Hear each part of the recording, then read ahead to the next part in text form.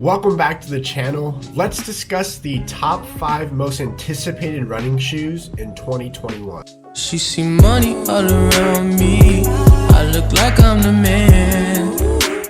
Before we get into today's video, make sure to subscribe to this YouTube channel if you're interested in more running related content. I do workout videos, shoe reviews, and much more, so make sure to hit that button below. Coming in at number 5 is the Hoka Carbon X2. The Carbon X was a direct response from Hoka when Nike shaked up the running world when it introduced carbon fiber plate running shoes with the Next Percents and the 4%. The Carbon X was a great addition to the Hoka lineup, and the X2 isn't any different. There are 3 major updates in the Carbon X2. The first one that I'll mention is in the midsole. As you remember, in the Carbon X, it is separated by 2 different foam layers in the midsole. The X2 actually has a much softer foam that makes up the top layer this time around. So instead of it being 65-35% in the softness versus firmness of the shoe, it is now closer to 80-20. So this is intended to give it a much longer lifespan of the shoe. So that's something I'm really looking forward to when I get my shoe next week. The last major update is in the upper. The upper is intended to be much better form fitting to your foot. So that's really exciting as you take these shoes out for a spin. It comes in at a $180 price point. It releases on January 1st across different sites, including Hoka, Roadrunner Sports, and Fleet Fleet. So make sure to purchase your shoes now. At number 4 is the Nike Pegasus 38. The Nike Pegasus line is a staple in the Nike lineup, and the 38 is supposed to add a little spice to the mix. Now remember in the 37 that Nike decided to forego the full-length Air Zoom bag and instead decided to place the Air Zoom bag in the forefoot of the shoe. This had a lot of benefit in my opinion. If you haven't already seen my review on the Pegasus 37, go ahead and check it in the link above. But my initial impression on the 37 was that it was very responsive but very narrow on my foot. So that was a huge concern of mine. And while I did enjoy the shoe, I definitely felt like they could have widened it out a little bit. But the 38 is supposed to have a minor tweak, so no major changes, and that's expected. Nike did a lot within the 37th edition, and the 38th edition is supposed to be much more relaxed with just a slight tweak in the upper. They haven't released what that'll look like, but I'm assuming that it'll be something along with maybe a gusseted tongue or something of that sort. So be on the lookout for the 38. I'm super excited to use this. It is an everyday trainer and should be in the ballpark of $120. So this is definitely a shoe that I'll be purchasing and doing a full review once I get it. Coming in at number 3 is the Adidas Adizero Adios Pro 2. There hasn't been an expected release or rumored price yet. However, there are some noticeable tweaks to the shoe. Namely, there's a added heel layer in the back of the shoe. It's intended to be for added comfort and much more snug fitting. So that's something to look out for. Next is an extended heel. I'm actually really curious to see if Adios Pro 2 has this. The extended heel is popular in Hoka models, and I don't think Adidas actually has an extended heel version of a shoe, but let's see if they actually keep this extended heel in the finished product of the shoe.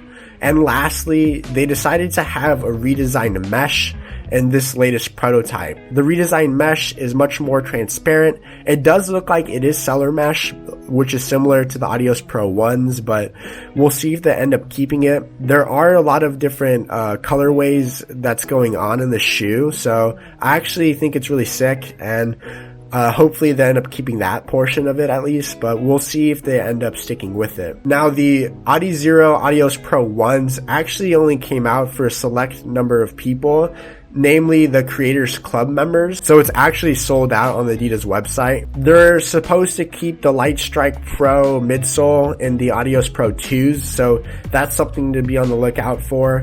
The Lightstrike Pro 2 is a combination of TPU and other foam materials. The carbon fiber plate in the back portion in the heel section is supposed to give you much more energy return throughout the process. One of the biggest things with the Adios Pros are the energy rods that are found in the shoe.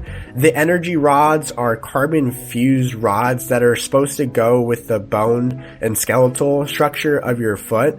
So that's something to be on the lookout for. Coming in at number 2 is the Saucony Endorphin Pro 2s. The Endorphin line was a huge success for Saucony over the past year. The speeds, shifts, and pros are all catered to meet every runner's needs. So whether that's everyday training, tempo shoes, or racing, Saucony is intended to cover you at each step of the process. The Endorphin Pro 2 doesn't look like it has a whole ton of updates, but it does have a new colorway, which is interesting. I'll be on the lookout for more updates throughout the process, but let's assume that the ballpark release date will be sometime around summer. And coming in at number 1 is the Nike Next Percent 2s. The rumored price for the Nike Next Percent 2s is $225 and is expected to release around mid-2021. There are 3 big updates to the Next Percent 2s. Those are the tongue, toe box, and upper. The tongue is supposed to have extra padding, so it's able to relieve the pressure from the shoelaces when you're tightening up for your workouts or race day. Second, they are getting rid of the vapor weave material so far. It is supposed to have a softer and more breathable mesh. We don't know what this naming convention will actually be called, and we'll actually see if they end up getting rid of the vapor weave. And lastly, the latest update is in the toe box of the shoe. They're including a 4-foot rand to increase durability. Having this 4-foot rand can reinforce the longevity of the shoe. The Nike Next Percents were a huge success for the Nike lineup and honestly the running world in general.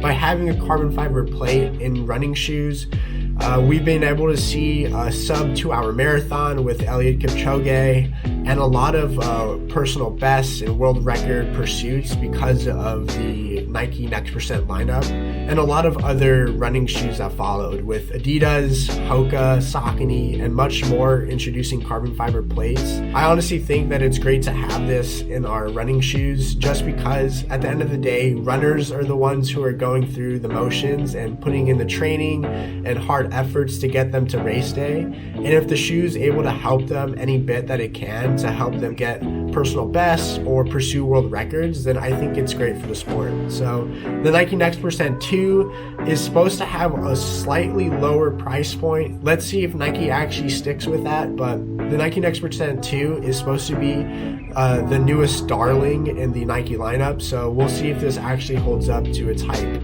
I hope you enjoyed this short video of the top 5 most anticipated running shoes in 2021. Some of these shoes are prototypes. Some of these shoes have been more concrete. So we'll see what different tweaks and changes occur over the process until they're actually released. If you like this content, make sure to like and subscribe and comment below.